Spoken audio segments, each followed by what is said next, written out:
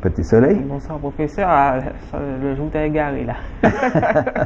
Alors, bonsoir à tous nos amis de la Martinique, de la Guadeloupe. Et puis, comme le professeur vous l'a dit, c'est vrai qu'on a vu un très beau gros plan de la plante dont on va parler ce soir. Et c'est vrai que je ne connaissais même pas le nom français, c'est pour vous dire, mais le nom espagnol. Voilà. Merci, professeur. Alors, ce soir, c'est vrai que nous allons nous entretenir sur une plante dont le nom scientifique est assez compliqué. En fait, c'est le Syzygium cumini. Alors, c'est vrai, on va dire, mais qu'est-ce que c'est que ça? Qu'est-ce que c'est que ça? C'est vrai que j'ai toujours entendu parler du tété négresse en tant que fleur, en fait, quand j'étais petite, hein, mais en fait, son nom créole, c'est le tété négresse. On l'appelle aussi jambolan. Oui, alors, ma porte en précision, ça nous te connaît pour tété négresse. Hein, d'abord qui disparaît aussi, nous pas kawaii non plus. Alors c'est en plante ornementale qui canne des gros porcs en lait qui te casse en fleur. C'est en famille des aubergines. Donc c'est en famille des aubergines, parfois il casse en tête bœuf, que moun te ka planté ça et puis il te ka vendre ça en plante ornementale. Bon, depuis quelque temps, nous pas qu'attendre parler des plantes là non plus, ils disparaissent. Nous pas même savoir qui vertu il tenait, puisqu'il n'y a pas de plantes sans vertu. Il y a peut-être des plantes non connues, mais pas ni plantes sans vertu. Et ces plantes-là, et les mots arrivés Martinique, hein, les mots sur le marché étaient qui étaient négresse. Et comment mener enquête à ce plantain nous qu'a parlé au soya, les mots demandé d'abord, m'a dit, premier mon nom qui m'a mon information là, c'était l'homme à la voix bizarre, mon ami Balthazar. Donc, qui t'a dit, moi, par le passé, il était caqué sa tête de nègre ou tête négresse. Bon, les mots font enquête dans la population, est-ce qu'on connaît en plante gros, café en poids, ou quoi qui était négresse, personne ne va connaître plante là. Or, certains gens ont dit, mais oui, je connais ça, je suis allé en bois, je suis attraper plante là, je suis manger fouillard. Bon, maintenant, eh ben, nous avons fait rester en ville, et puis, fait redécouvert tété négresse. Donc, j'ai appris que son nom français, parce que je ne le connaissais pas, donc nous allons vous parler du jamblon. Pas du jambon, mais du jamblon, J-A-M-B-L-O-N. Aussi, il pas brune, il pas châtain, il blond. Et le nom de l'arbre, c'est le jamélonier ou le jambolanier. C'est vrai que ça va paraître un petit peu compliqué ce soir parce que moi-même je me suis emmêlé les pinceaux là dans tous ces noms, puisqu'en fait je connaissais le nom espagnol du Venezuela surtout, qui était le pêche-croix. Le pêche-croix. Voilà, on l'appelle aussi prune de Java, et puis en anglais on l'appelle Java plume ou bien Javolan. Voilà un petit peu pour les étrangers qui vivent en Martinique. Et qui vont peut-être reconnaître la plante d'après les noms que nous avons évoqués. Espagnol, anglais et français. Exactement. Oui. Alors cette plante hein, dont vous voyez les feuilles, donc s'appelle le jamblon, donc le Syzygium cumini. Alors il existe, enfin il fait partie de la famille des Myrtacées ou Myrtacea, voilà, ces très belles feuilles. Et comprend 1100 espèces qui sont réparties un petit peu partout en Afrique, à Madagascar, en Asie orientale, à travers le Pacifique. Et c'est une plante qui est originaire de l'Inde et aussi de l'Asie du Sud-Est, qu'on le retrouve maintenant dans le Suriname, en Floride, beaucoup dans la Caraïbe maintenant, de plus en plus.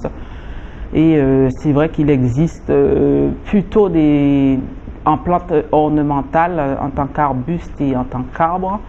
Et dans certains pays, on le plante surtout en plante ornementale. Alors, on va voir un petit peu comment ça se passe. Alors, il y a aussi, donc, on va dire que c'est fait partie, en fait, du règne des plantes. Hein. Oui, parmi les plantes aussi vénérées. Oui, c'est une plante qui est vénérée, sacrée même, qui est plantée près des temples bouddhistes. Et c'est vrai qu'ils font honneur à Krishna. Krishna, voilà. Krishna. Alors, c'est pas...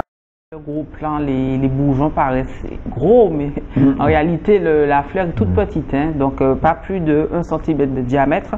Et encore. Et encore. Et encore. Voilà, vous voyez comment la fleur ouverte, hein, qui a fait 1 cm de diamètre, pas le bouton. La fleur ouverte, bien sûr. Ouverte, Et donc, les bourgeons de fleurs ou bien les fleurs ouvertes possèdent donc une activité antibiotique. On va parler des feuilles. du Jean, excusez-moi, je n'arrive jamais à retenir le nom, parce que je connaissais le nom espagnol, du Jean Mélonier ou Jean Bolanier. Voilà. Jean Bolanier. Dit monsieur Jean Bolanier. Oh non, tu vas me troubler là, alors. Jean Bolanier. Jean Bolanier. Voilà, Jean Bolanier. J'ai essayé de répéter ça plusieurs fois avant, mais j'ai pas retenu le nom. Alors, ces feuilles qui sont en fait simples et opposées, comme vous avez vu, un aspect très brillant. Elles sont lisses et puis en fait possèdent une odeur de terpentine. Et il faut noter que ce sont on l'utilise en fourrage bien sûr pour le bétail, en nourriture pour les vers à soie en Inde. Le dessous de la feuille qui est beaucoup plus pâle et le dessus est plus foncé comme la plupart des plantes. Hein. Parfois c'est l'inverse. Alors la composition, on trouve des protéines, de la matière grasse, des fibres brutes, des cendres, du calcium, du phosphore et bien sûr les feuilles sont riches en tanins. Et d'après des données du professeur Keshavabat, elles permettent d'éliminer les intoxications au strychnos.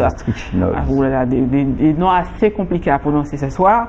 Alors le strychnos, c'est une plante qui est extrêmement toxique. On va voir là, oui. Bon, il y a la photo, oui. Donc ça ressemble un peu au fruit du mançonnier, voilà. Alors, c'est une plante qui est extrêmement toxique. Je ne sais pas si on trouve cette plante-là. Ça ressemble au gaba.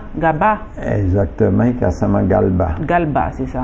Oui, mais c'est pas un galba. Non, ce n'est pas ça, mais ça ressemble, j'ai dit. Hein. Ouais, les tests ont été effectués sur les extraits de feuilles, de fruits, d'écorce, de racines, de tiges et de tiges de l'écorce aussi, parce que elles Jean Bolanier, précisé pour Jean Bolanier. Les essais ont été menés à cette feuille toute du Jean Bolanier. Vous pas de confiance. Oui, c'est ça. Du Jean Bolanier. Du Jean Bolanier, et on a remarqué donc des activités antifongiques, surtout sur l'Ascochita rabiei, c'est ça? Ce soir-là, je suis dans une gymnastique. En fait, qu'est-ce que c'est? C'est une maladie qui touche, une maladie foliaire qui touche le pois chiche, les plantes particulièrement. Donc, vous voyez à l'écran. Donc, ce serait intéressant pour les agriculteurs. Oui, mais nous pas qu'à faire pois chiche ici déjà. Non, mais j'avais dit, donc cette maladie, parfois, qu'on la retrouve sur la tomate ou bien. Pas même là. C'est pas la même? Non, pas même là, puisque maladie, tu as là, bon, chaque plante. Ah, sa maladie particulière. Maladie et soit permettre de dire uniquement les pois chicha, puisque maintenant nous pas qu'à produire pois chicha, bien qu'il a poussé. Hein. Il faut ça que pois chicha a poussé, mais au manière là, ça veut dire que dans cloque là, il y a un grain exactement comme l'antille là. L'antille là a poussé même manière, et puis il y a des petits cloques, et puis dans cloque là, on y a une ou deux grains. Alors regardez quelle production pour faire. Bon, eh bien, ça c'est un champignon, une sorte de champignon. Quoi, qui dévaste la culture.